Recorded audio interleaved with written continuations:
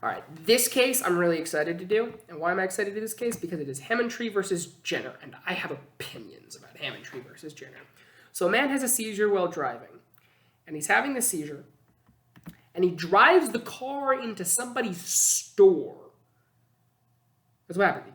He injures the man and his wife and completely wrecks their shop.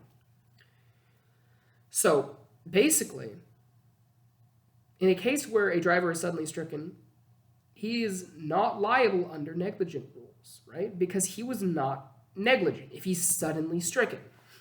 The man has a physician, and the physician takes care of him, and the physician says it's okay for him to drive, and he hasn't had a seizure in 7 years, yada, yada, yada. All these things. He was told he was safe to drive, so he should be allowed to drive. I mean, even the government says, as long as you talk to your physician once a year and make sure you're still good to drive, you can drive. And he does. He's following all the laws. So who should pay when his car goes through this guy's house? Not house, store. Him, and by him I mean his insurance. If he doesn't have insurance, him. In my opinion, strict liability should occur in automobile accidents. I think we all know when we drive, there is a certain level of risk that we are going to do something bad. Every time you get in a car, you take on the liability of 7 lives. I would say it's completely foreseeable that you could kill 7 people in a car accident without even trying. I think with trying, you could kill 8, I think, maybe a few more. I think you can really only take out 1 other car with your car. I know there's been at least 1 road rage serial, not serial, spree killer. I'm curious how many people he got. I'm going to Google that later. But anyway, so, yeah, you can kill 7 people on complete accident when driving a car, maybe more. It's kind of wild to me to think that you're not always liable if you do. And in this case, again, man has a seizure. It doesn't feel like it's his fault, but under strict liability, it would be.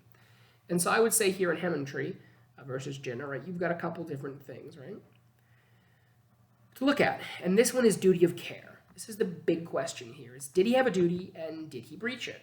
Well, yeah, he had a duty to make sure that he was safe to drive, which he did. He did everything he would have to do. It just turns out that he was wrong. He had an epileptic seizure. Is that his fault? I tend to think so. I mean, someone has to pay for the man's store that just got destroyed. Ultimately, if he insured his store and he has medical insurance, he should be fine. He should be covered. But, you know, there could be a gap there. Who pays? I lean towards the guy who rammed his car through a store, even if it wasn't his fault. But, so again, the four parts of negligence: duty, breach, causation, and damage. There's obviously damage. He obviously caused it. So the duty and the breach. They're saying he had a duty, but he didn't breach it because he took all the care he needed to, right? So, right,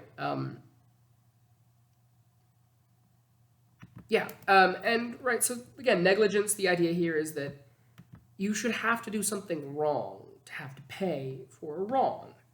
It's kind of how I see it, right? Strict liability theory is also really simple, right? It's a cost avoidance, right? If somebody knows that they will be liable for anything they do, they will take all the actions they should take. They will take all actions to avoid all all accidents worth avoiding. That's the term there, right? All accidents worth avoiding, right? So if it's worth avoiding the accident, you're going to try to avoid it.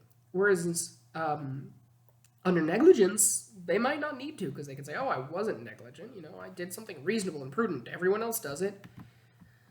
So I'm not always sure how I fall, but in Hammontree versus Jenner, I struggle with it. It's an interesting case. I'm leaning more towards strict liability, at least in the realms of automobiles. But I'm curious.